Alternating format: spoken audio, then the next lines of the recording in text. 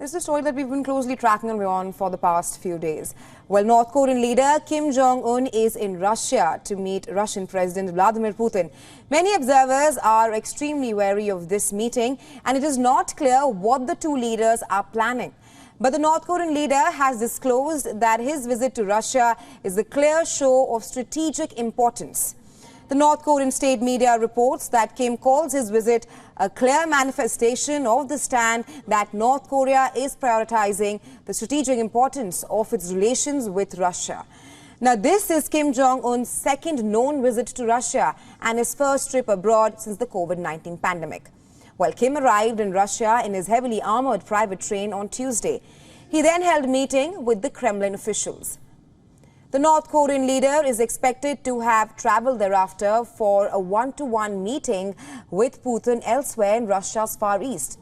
Reportedly, this meeting will take place in Vladivostok. It is the same place where Putin had earlier delivered a speech at the Eastern Economic Forum on Tuesday as well, and also where the two leaders met last time in 2019. However, Japanese and South Korean media have reported that the meeting might take place at the Vostochny Cosmodrome in eastern Russia.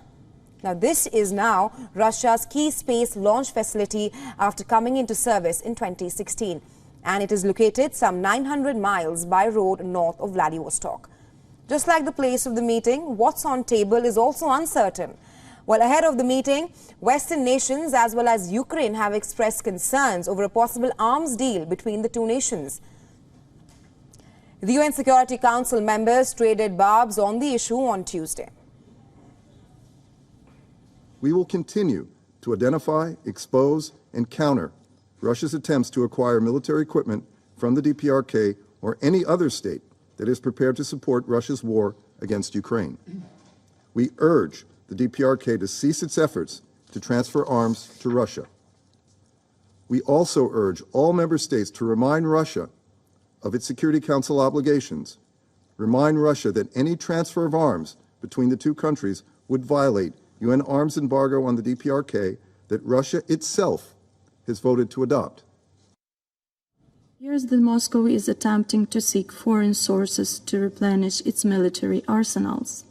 We closely follow the current contacts between Russia and North Korea, which may focus, as reported, on the supply of North Korean weapons and munitions to Russia for the purpose of intensifying its war against Ukraine. We underline that if this is the case, this will constitute another grave violation by Russia of the Security Council decisions, as it has already happened with the supplies of military UAVs to Russia by Iran. Experts say that North Korea has huge supplies of artillery shells, rockets and small arms ammunition. And this is what Putin seeks to gain from this meeting. Now, these arms could help Russia win the vast talks which it has expanded in more than 18 months of war in Ukraine. Workers may also be something in Russia's interest amid a record low unemployment. And in return, Russia could offer grain and oil to North Korea.